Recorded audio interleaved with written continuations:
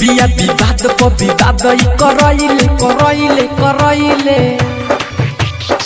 एगो से ना 10 गो से डलवैले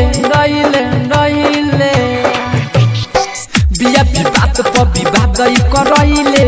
एगो से ना 10 गो से डलवैले नाही लजाली जाली बुझाली नाही लजाली जाली बुझाली भोजपुरी के रखलक डुबा के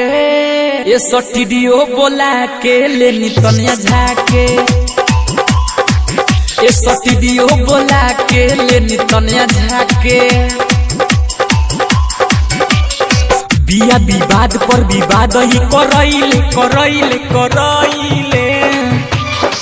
एगो ना 10 गो से बाटी डलवैले आइले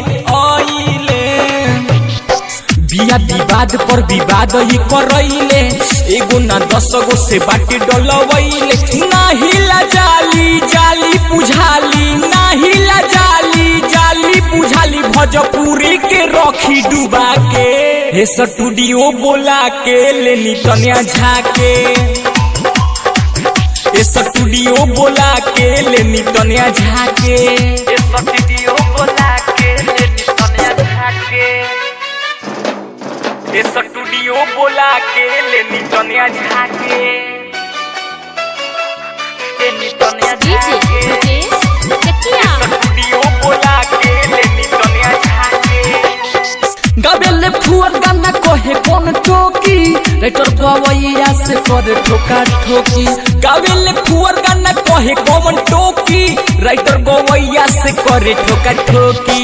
आवेले लाइव गई देखावे निहुर के देखे वाला सब जाए लाठीहुर के पहिले तूफानी लुटले जवानी पहिले तूफानी लुटले जवानी एक और हो फरका के ये स्टूडियो बोला के लेनी तनिया झाके ये स्टूडियो बोला के लेनी तनिया झाके स्टूडियो बोला के लेनी तनिया झाके डीजे ब्रजेश कटिया स्वतंत्र सफारी शीतल प्रेमी के मालबा झूठी कहेले सिल खुलल हमारा बा स्वतंत्र सफारी ऋतु मिश्रा के मालबा झूठू के कहे खुलल सिल ना हमार बा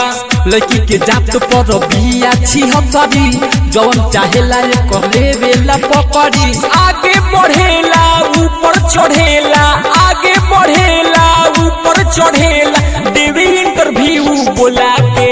ये स्टूडियो बोला के लेनी तनिया झाके ये स्टूडियो बोला के लेनी तनिया झाके recording by Tiya studio Areraj.